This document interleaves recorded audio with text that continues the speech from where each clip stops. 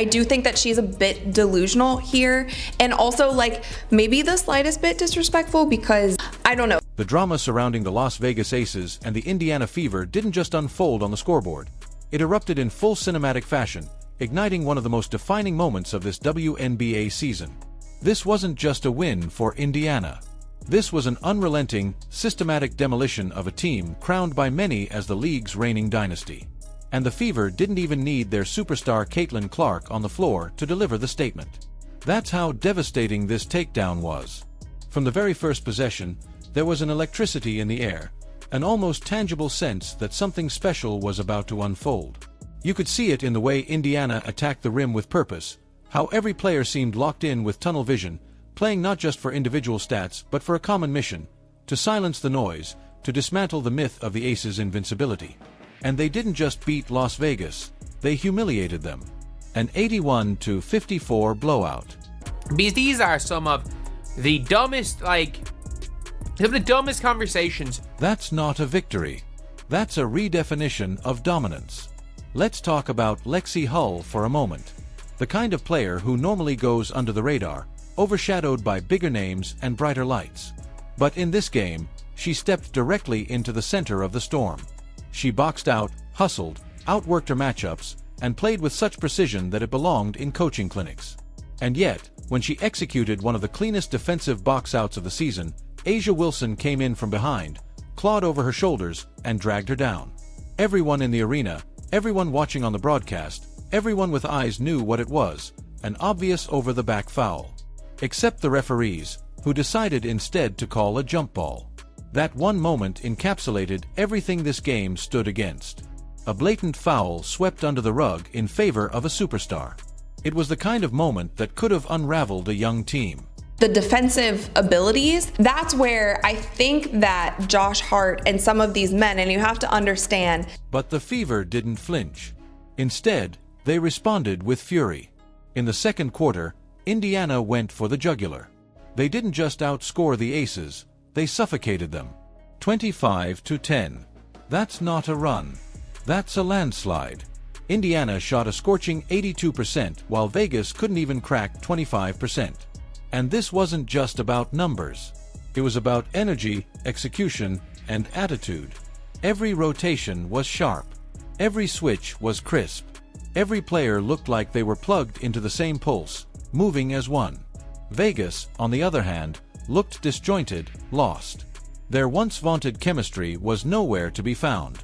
The same Aces team that built a reputation for depth and power couldn't buy a bucket. Outside of A'ja Wilson's 29-point stat padding night, almost half of which came from the free throw line, the rest of the team went an abysmal 7 for 43 from the field. That's not a bad night. That's a team in crisis. A'ja Wilson, despite all the whistles going her way, couldn't stop the bleeding. And the term whistle merchant wasn't just internet trolling this time, it was painfully accurate.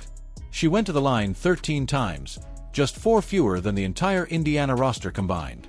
Still, all that help, all those gift-wrapped fouls, couldn't mask the collapse unfolding around her. Her points didn't matter because the scoreboard told the truth. Las Vegas was getting torched. And Chelsea Gray, oh, Chelsea Gray. This is the same player some have dared to compare to Caitlin Clark, the so-called floor general of the Aces, the engine of their offense. Against the Fever, she scored just 2 points. With more turnovers than assists. In a game where her leadership was desperately needed, she vanished. What Indiana's defense did to her wasn't just effective. It was surgical. They turned her into a non-factor, stripped her of all rhythm, and left her lost in the shuffle of broken possessions and forced errors. Meanwhile, on the Indiana bench sat Caitlin Clark, nursing an injury, but far from absent. If you want to understand leadership, just watch how she lit up the sideline, cheering, directing, celebrating every hustle play like it was a championship game. Clark didn't need to drop 30. She impacted the game with energy, with voice, with presence. That's what leaders do. They show up even when they can't play. And it wasn't just Lexie Hull stepping up.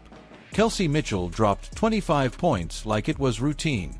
Aaliyah Boston added 20 and grabbed 7 boards, outmuscling everyone in the paint and making life miserable for Wilson.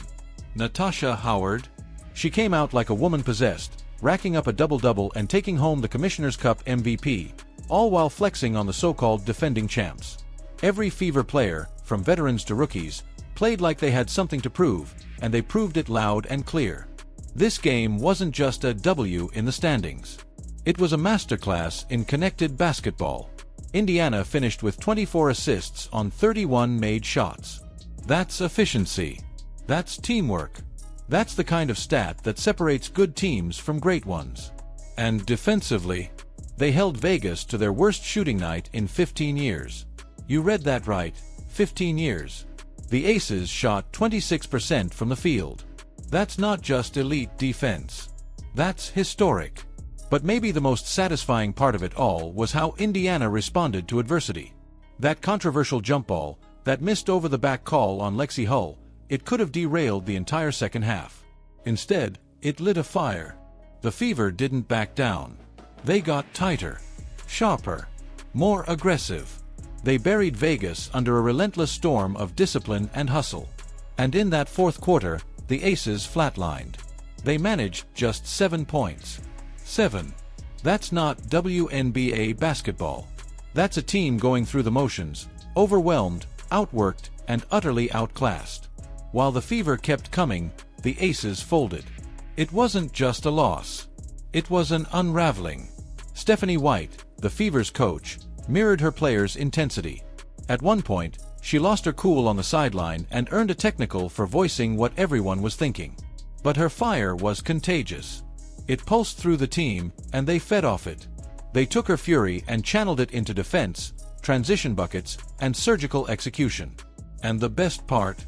This was Indiana's first win over the Aces in 16 tries.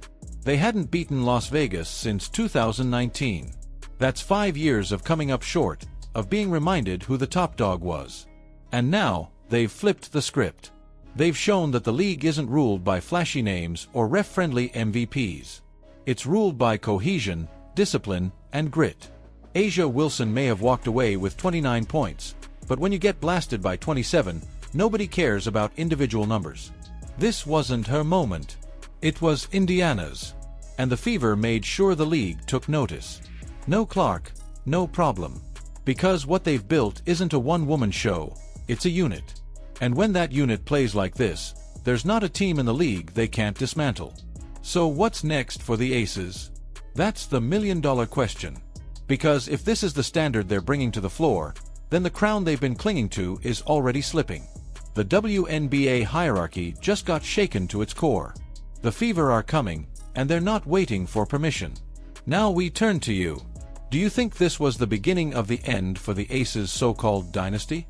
Or was this just a one-off masterclass from a rising Indiana team? Can the Fever sustain this momentum once Caitlin Clark returns, or did they just catch lightning in a bottle? Drop your thoughts in the comments. And if you support this new era of connected basketball, fearless energy, and underdog fire, don't forget to like, subscribe, and turn on all notifications, because the Fever storm is only just beginning.